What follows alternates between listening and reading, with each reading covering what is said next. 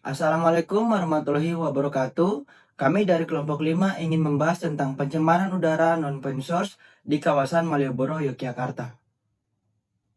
Perkenalkan, nama saya Greni Manuel Pasali dengan NIM singkat 2448. Saya di sini berperan sebagai ketua kelompok 5. Perkenalkan, nama saya Naswa Eka Ervianti dengan NIM 24051330041 berperan sebagai penanggung jawab survei. Perkenalkan, nama saya Danang Bayu Trisambodo dengan NIM singkat 2439. Saya sebagai PJ Presentasi. Perkenalkan, nama saya Chandra Ikrar Bakti dengan NIM singkat 2460. Saya sebagai penanggung jawab dokumentasi. Nama saya Anggito Abimanyu Wicaksono dengan NIM 240513300070. Saya penanggung jawab paper. Perkenalkan, saya Sefa Zara Diapsa dengan NIM singkat 2449 sebagai penanggung jawab sampel. Malioboro adalah pusat aktivitas ekonomi dan wisata di Yogyakarta yang padat kendaraan dan manusia. Aktivitas ini memicu pencemaran udara non-point source, yaitu polusi dari berbagai sumber yang tersebar dan sulit dikendalikan langsung. Transportasi menjadi penyumbang utama emisi gas berbahaya seperti CO2, NO2, dan PM10 yang berdampak pada kesehatan dan lingkungan. Penelitian ini mengamati langsung volume kendaraan di Malioboro untuk menganalisis kaitannya dengan potensi pencemaran udara sebagai dasar pengembangan kebijakan transportasi ramah lingkungan. Berikut adalah lokasi yang kami ambil untuk observasi. 3 titik utama berada di pusat kota Yogyakarta, yaitu pertama adalah Mall Malioboro, yang kedua adalah Pasar Beringharjo, dan yang ketiga adalah titik 0 km Yogyakarta. Pemilihan lokasi ini didasarkan pada tingkat kepadatan lalu lintas. Berikut adalah hasil survei kendaraan yang kami lakukan di 4 titik lokasi selama durasi 15 menit. Dari tabel ini, kita bisa melihat distribusi jenis-jenis kendaraan. Yang pertama adalah lokasi titik di utara titik 0 km Yogyakarta dengan durasi 15 menit. Terdapat kendaraan 15 bentor, 280 motor kecil, 5 motor besar, 120 mobil, 3 truk, 4 bajai, 4 bis, dan total kendaraan yaitu 420, sedangkan volume kendaraan yaitu 28 kendaraan per menit. Yang kedua adalah lokasi titik di selatan titik 0, yaitu durasi 15 menit, terdapat kendaraan 18 bentor, 250 motor kecil, 4 motor besar, 110 mobil, 2 truk, 3 bajai, 6 bis, dengan total kendaraan yaitu 393 dan volume kendaraan yaitu 26 kendaraan per menit.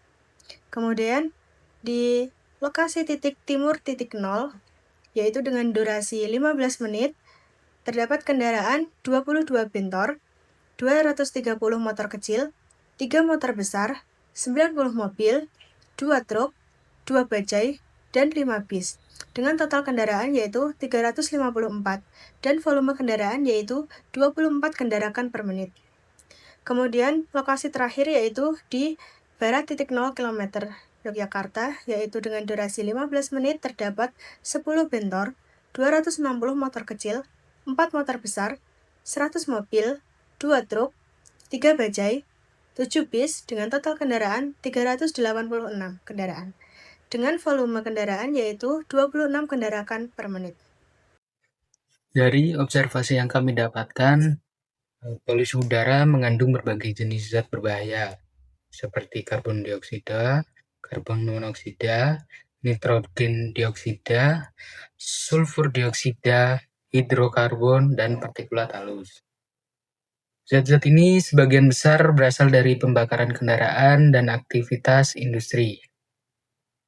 Kandungan tersebut dapat menurunkan kualitas udara, mengganggu sistem pernapasan, menyebabkan penyakit jantung, serta mempercepat pemanasan global. Karena itu, penting bagi kita untuk mengendalikan kualitas udara dan menjaga udara agar tetap bersih. Oke, selanjutnya ada kesimpulan wawancara. Kita telah mengambil 3 sampel wawancara. Yang pertama dari tukang parkir, kedua penjual dawet, ketiga pejalan kaki. Dari hasil wawancara bersama tukang parkir di kawasan Malioboro dapat disimpulkan bahwa mereka tidak mempermasalahkan polusi udara akibat aktivitas kendaraan. Mereka mengaku sudah terbiasa dengan kondisi asap kendaraan dari padatnya lalu lintas sehingga menganggapnya hal ini tuh hal yang wajar. Namun secara tidak langsung hal ini menunjukkan bahwa mereka mengalami desensitisasi terhadap lingkungan yang tercemar karena setiap hari mereka bekerja di area yang terpapar langsung oleh emisi kendaraan. Mereka lebih memilih menjawab kita sudah terbiasa di sini. Jadi biasa dengan hal-hal seperti ini. Lalu selanjutnya dari penjual lawat. Dari penjual lawat tersebut mereka memberi tanggapan yang agak sedikit sama dari tukang parkir.